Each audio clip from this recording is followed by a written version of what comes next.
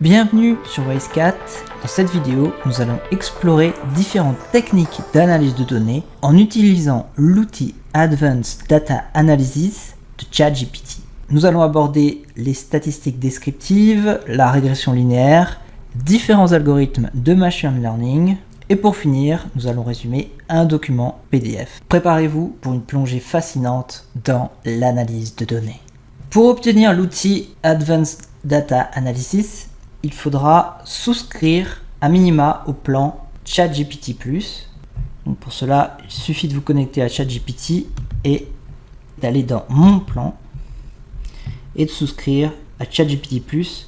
Ça coûte 20 $ par mois, mais honnêtement, si vous travaillez dans le milieu de la data, ça vaut largement le coup. Ok, on va commencer par notre analyse statistique descriptive. Je vais commencer par insérer mon fichier qui va être un fichier CSV que j'ai enregistré sur mon OneDrive. Il s'agit de ce fichier. Au niveau du prompt, ChatGPT va se mettre dans le rôle d'un analyste de données expérimenté. Je vais lui fournir donc le fichier CSV et je vais lui demander de faire une analyse descriptive avec la moyenne, médiane, écart type, minimum, maximum et les quartiles. Ensuite, de créer 3 visualisations graphiques pertinentes pour comprendre les données. Donc, il pourra faire des histogrammes, des diagrammes, etc. Et enfin, je vais lui demander d'expliquer un petit peu les graphiques proposés. C'est parti. Voilà ce que me propose ChatGPT. Il a commencé par afficher mes données. Donc, il s'agit de super-héros qui sont partis en mission et qui ont vaincu un certain nombre de vilains. Il m'a donné le code Python qu'il a appliqué, donc c'est très utile pour la reproductibilité. Le code Python pour les visualisations qu'il a créées. Donc on a un histogramme, une boîte à moustaches, un graphique en courbe. Il m'a donné des explications sur les différents graphiques qu'il va faire. Ici j'ai ma table avec mes statistiques descriptives.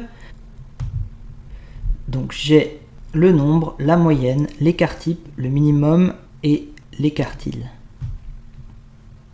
Enfin, il a commencé à me faire des visualisations avec les ennemis vaincus, une boîte à moustaches avec les dommages subis. Celui-là est un peu étrange. L'évolution du temps de mission au fil du temps. À vrai dire, j'ai pas trop compris ce qu'il a voulu faire. Et il me fait une explication pour chacun des graphiques. Deuxième analyse, je vais lui demander cette fois d'effectuer une régression linéaire sur les données que j'ai dans un fichier CSV. Je vais lui demander de porter une attention particulière aux coefficients de corrélation et de créer des visualisations graphiques qui lui semblent pertinentes. Donc voilà mes données, j'ai les heures d'entraînement de super-héros et la force qu'ils ont acquis.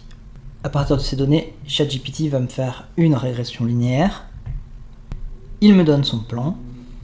Il me présente le graphique traditionnel de la régression linéaire et on voit a priori qu'il n'y a pas vraiment de corrélation entre le gain de force et les heures d'entraînement. Il le dit ici, cette relation est très faible. Il m'a aussi fait d'autres graphiques qui sont moins intéressants. Il m'a donné l'équation de la droite de régression et le coefficient de corrélation qui est très faible. Il l'indique ici. Prochaine analyse, l'analyse des sentiments. On va partir d'un fichier CSV. Je vais simplement lui demander d'afficher les données pour commencer. Il s'agit de commentaires textuels sur le nouveau numéro d'Iron Man. On a du texte et à partir de ce texte, on va essayer de capter le sentiment général des différents commentaires. Pour ça, je peux utiliser ce prompt. Donc à nouveau, il se met dans le rôle d'un analyste de données avancé. Il va commencer par retraiter les données et ensuite analyser les sentiments et afficher les résultats sous forme de tableau et afficher la distribution des sentiments. Voilà son analyse. Il a pris mon texte et collé un sentiment au texte. Ça a l'air d'être plus ou moins correct. Je vois qu'ici, il s'est un petit peu trompé, il a mis neutre alors qu'il y avait marqué excellent numéro. Et il m'a fait une représentation graphique des différents sentiments d'après lui.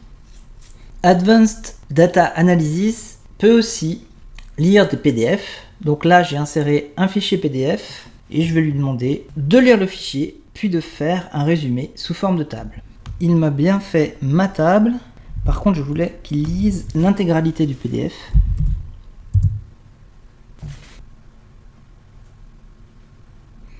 Et voilà le texte de mon PDF. C'est tout pour cette vidéo. Si vous souhaitez découvrir avec moi les nouveautés de l'IA, que ce soit ChatGPT, Copilot ou Gemini, laissez-moi un commentaire. Et d'ici là, n'oubliez pas que je suis Spreadsheetman.